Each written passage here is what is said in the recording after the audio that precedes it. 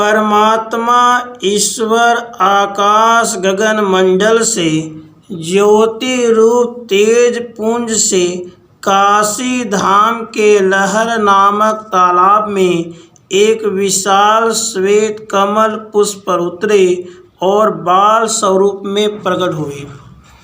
जम्बू द्वीप भारत खंड के यूपी प्रांत काशी धाम में सकल जीवों को सुख शांति देने वाले परमात्मा श्री कबीर साहब प्रकट हुए। उसी समय वह प्रांत में बहुत बड़ा प्रकाश फैल गया। उस प्रकाश को जिसने देखा वे सब लोग अचरज में पड़ गए। सूर्य के समान प्रकाशमान तेज पुंज से उतरे और पुण्य रूप काशी धाम के लहर तालाब नामक सरोवर में जहाँ अनंत कमल खिले हैं वहाँ एक रम्य कमल दल पर बाल रूप में प्रकट होकर सुशोभित हुए। गगन मंडल से उतरे साहिब पुरुष कबीर, जलज माही पोढ़न किए दोनों दिन का पीर। काशी धाम लहर नामक तालाब में सुंदर श्वेत कमल पुष्प पर परमात्मा कबीर साहब ने ज्योति रूप आकर बाल स्वरूप धारण किया और अष्टानंद को वह प्रकाश का दर्शन हुआ। उसके बाद अष्टानंद जी ने आश्रम पे आकर यह सारी घटना गुरुवर पूज्य स्वामी श्री रामानंद जी को सुनाई। यह समाचार सुनकर हृदय से प्रसन्न होकर स्वामी जी समझ गए कि यह कोई दैवी संकेत लगता है। उस समय में गगन से देव देवी आदि पुष्प वृष्टि करने लगे। दुंदुभी नगारा बजाकर गगन में अप्सरा आदि हर्षानंद में नाच उठे। आनंद हृदय से देव स्त्रियां मंगल गीत गाने लगी। सकल देव देवी कहने लगे कि भूमि भार अर्थात पाप अनिष्ट अधर्म को दूर करने के लिए तथा जीवों का कल्याण करने के लिए स्वयं परमात्मा ब्रह्म ईश्वर तेजोमय बाल स्वरूप धारण करके भूतल पर प्रकट हुए हैं। विक्रम संवत 1456 ज्येष्ठ मास की पूर्णिमा सोमवार को अरुणोदय के शुभ समय में सकल जग स्वामी श्री सद्गुरु भगवान कबीर साहब प्रकट हुए थे। द्वापर युग के अंत में परमात्मा श्री कबीर स्वामी ने वाल्मीकि सुदर्शन जी को उपदेश दिया था। सुदर्शन नामक वाल्मीकि ने अपने माता पिता को मोक्ष भागी बनाने के लिए स्वामी करुणामय कबीर साहब से विनय प्रार्थना की थी। सुदर्शन की प्रार्थना को परमात्मा श्री कबीर साहब ने उनके माता पिता को मोक्ष भागी बनाने का स्वीकार किया यानी वचन दिया था। वे भक्त सुदर्शन ने द्वापर युग में धर्म राजा के महल पर यज्ञ में भोजन किया था। तब 7 बार शंख स्वयं बोले थे। उनके माता पिता ने अंत में श्री काशीपुरी के तिवारी नामक ब्राह्मण कुल में जन्म लिया। कर्म परिपाकवश देव योग से वहाँ भी उन्हीं का दाम्पत्य संबंध विद्यमान रहा। पुरुष का नाम गौरी शंकर और स्त्री का नाम सरस्वती था। वे सतत शिव भक्ति रत थे। गौरी शंकर और सरस्वती दिन रात प्रतिदिन सदा शिव तथा शंकर आदि कल्याणकारी शब्दों का उच्चारण करते थे।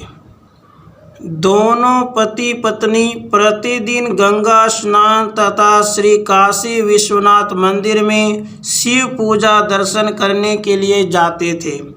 उसी समय काशी नगर में ही यवन लोग रहते थे। वह समय में भारत में खूब हुल्लड़ होता था। यवन लोग का जुल्म सब दिशाओं में फैला हुआ था। काशी धाम विश्वनाथ मंदिर जाने के रास्ते पर दोनों तरफ यवनों की खूब बस्ती थी। उन लोगों को शिव ओम शब्द प्रिय नहीं लगता था। इस मतलब से गौरी शंकर तथा उनके धर्मपत्नी सरस्वती को यवनों ने अपना पानी पिलाकर धर्म भ्रष्ट किया और उन दोनों का नाम भी बदल दिया। वह समय में ऐसे ही चलता था कि लाखों हिंदू लोग धर्म भ्रष्ट हुए थे।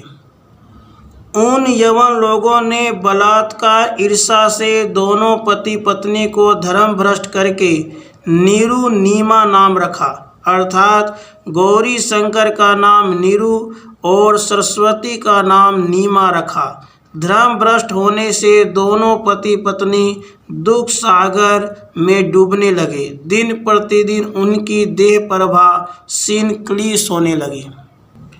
दोनों धर्म भ्रष्ट हुए उस दिन से उन्होंने गंगा स्नान तथा काशी विश्वनाथ मंदिर में शिव पूजन दर्शन आदि करने का छोड़ दिया।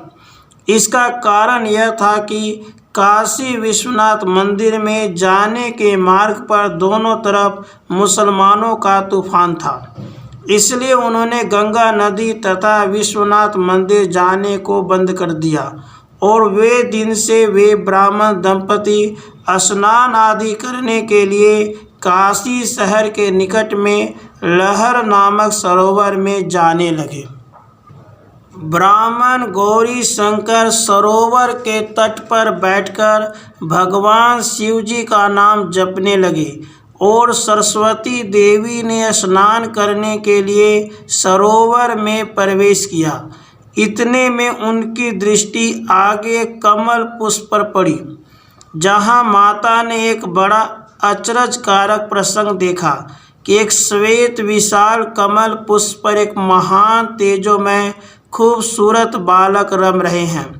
माता सरस्वती वह दिव्य बालक को देखकर तेजी से पानी में उतरी और कमर के ऊपर पानी तक जाकर वहां गए, तो वे बालक का मनोहर रूप देखकर माता को प्रेम उल्लास उत्पन्न हुआ।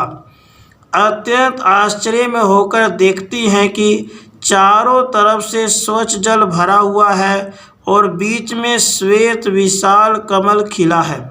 वह रमणीय श्वेत कमल पुष्प पर जो स्वयं ईश्वर परमात्मा श्री कबीर साहब विराजमान है। श्वेत कमल है और वह कमल में बाल रूप श्री कबीर साहब के दोनों चरण श्वेत कमल के समान है और साहब के दो हाथ श्वेत कमल समान है। वह दो श्वेत कमल समान हाथों से दहिना चरण कमल को पकड़कर रम रहे हैं और बाल रूप प्रभु श्री कबीर साहब की मुख शोभा सुंदर श्वेत दिव्य कमल समान है।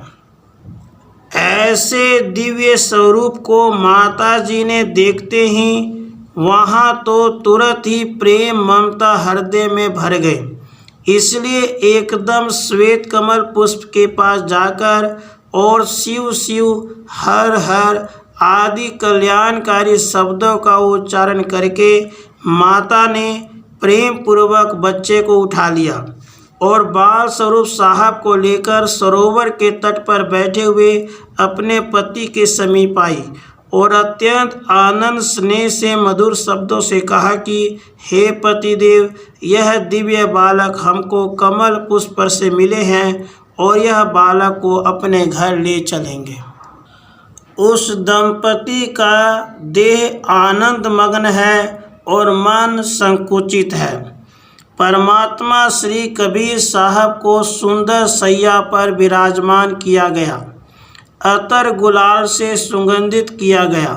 जिस सैया पर श्री कबीर साहब बाल स्वरूप से विराजते हैं, उसको प्रातः जब पुनः सैया बिछाया जाता है, तब उसमें से यानी सैया में से प्रतिदिन एक सुवर्ण मोहर मिलता है। थोड़े समय के लिए साहब ने यह चमत्कार गुप्त युक्ति रची थी। सुवर्ण मुद्रा मिलने से दोनों दंपति बहुत आनंदित होते हैं। सुवर्ण मोहर मिलने का कारण यह था कि उन दिनों दोनों दंपति बहुत गरीब थे। उनको भोजन, वस्त्र तथा व्यवहार का कोई साधन नहीं था। भिक्षा मांगकर जीवन निर्वाह करते थे, इसलिए सद्गुरु ने ऐसी गुप्त युक्ति रची थी। स्वयं सद्गुरु श्री कबीर स्वामी ने एक लीला किया कि उन्होंने एक छोटा बाल स्वरूप धारण किया और प्रथम सोपान यानी सीढ़ी पर शयन किया। दूसरी तरफ स्वामी श्री रामानंद जी स्नान करने के लिए गंगा घाट पर आए और उन्होंने घाट के प्रथम सीढ़ी पर अपना पांव रखा। वहाँ तो उनकी खड़ाऊ यानी चाखड़ी श्री परमात्मा कबीर साहब को लगी और बाल रूप साहब रुदन करने लगे यानी लीला किया। इधर स्वामी जी के हृदय में ममता प्रेम जागृत हुआ और स्वामी जी ने बाल स्वरूप कबीर साहब जी को उठा लिया और राम राम शब्द बोले यानी बच्चा राम राम कहो रो मत, ऐसा कहा। इस प्रकार श्री रामानंद स्वामी कबीर जी के गुरु हुए।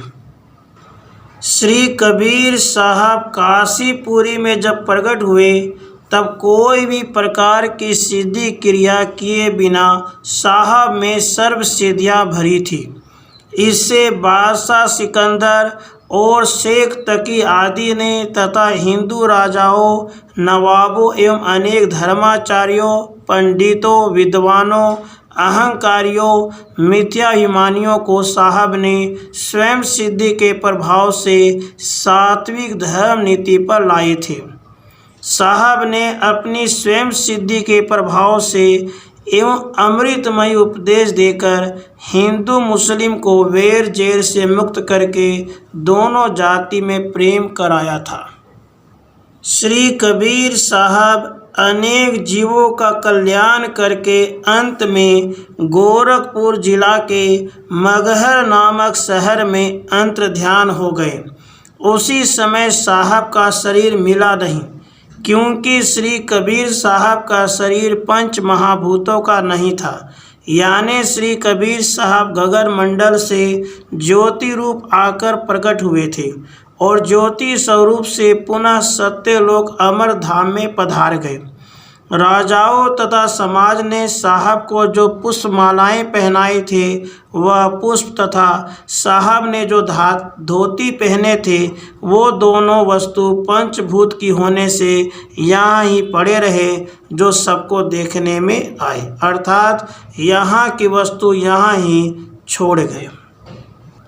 इन सभी प्रसंगों से यह सिद्ध होता है कि भगवान श्री कबीर साहब ने जन के हित के लिए जगत में अवतार धारण किया था, इसलिए वे ईश्वर के अवतार थे।